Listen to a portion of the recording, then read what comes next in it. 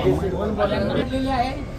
Hindustan हार्डवेअरचे Patel group यांच्यावर थोडेसे दमदाटी देऊन आणि आवडते शिव्या देऊन जी घटना घडलेली आहे आणि व्यापाऱ्यांना दहशत मारण्याचा जो प्रयत्न केलेला आहे, त्यामुळे फलटण शहरातील सर्वच व्यापाऱ्यांमध्ये भीतीचे वातावरण आहे.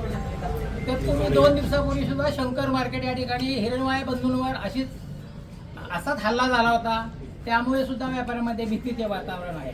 तर या दोन्ही घटनांचा प्रादुर्भावाने शहरामध्ये शांतता राखण्यासाठी आणि पोलिसांनी कारवाई करण्यासंदर्भात हे निवेदन देण्यासाठी आम्ही सर्व व्यापारी इथे जमलेलो आहोत.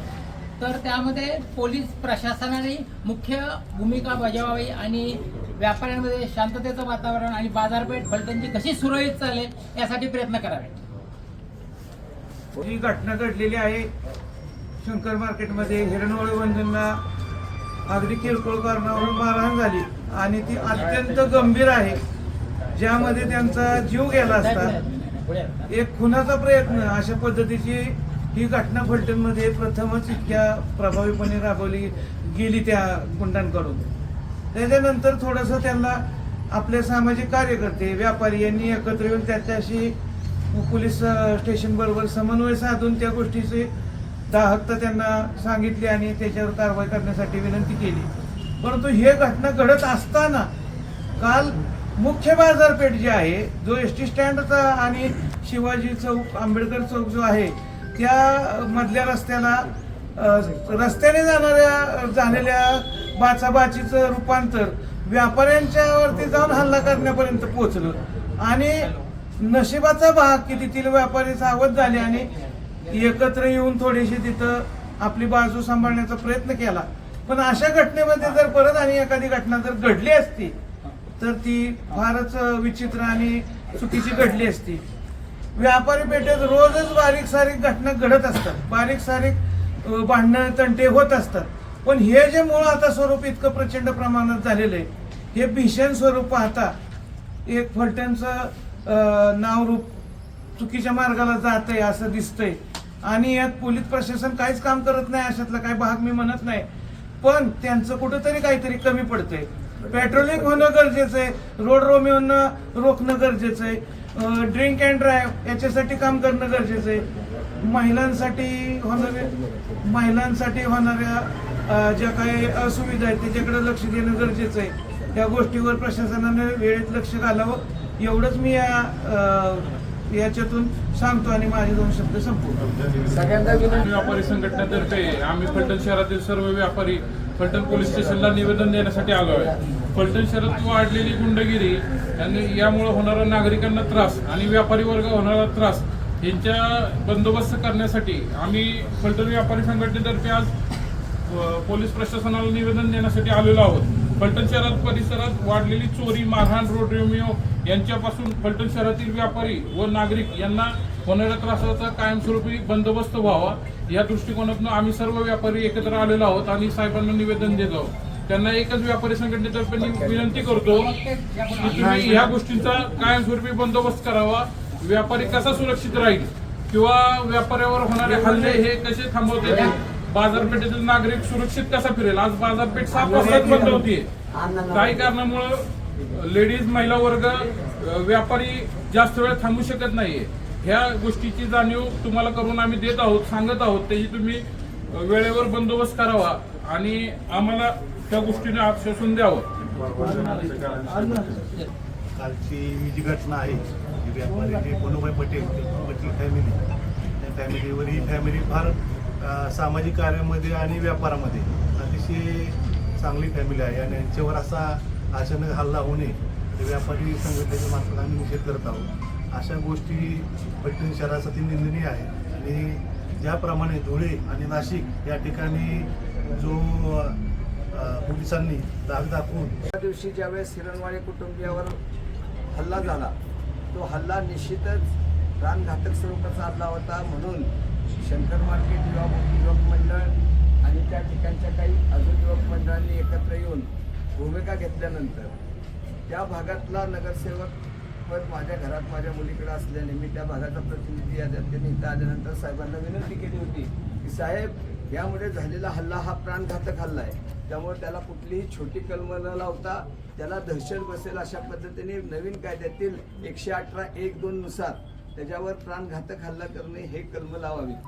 साहेबांचं त्याबाबत मी निश्चितपणे कौतुक करेल की साहेबांनी एका दिवसात ज्या आरोपींची नावं आम्हालाही माहीत नव्हती ती नावं त्यांनी निष्पन्न करून झेनुरवाडे कुटुंबियांच्या हल्ल्याच्या बाबत मी सांगतोय, निष्पन्न करून त्यातली माझ्या माहितीप्रमाणे 3 अटकेत आहेत, 2 अटकेत आहेत जे बिलो एज येत आहेत, जे बिलो एज येत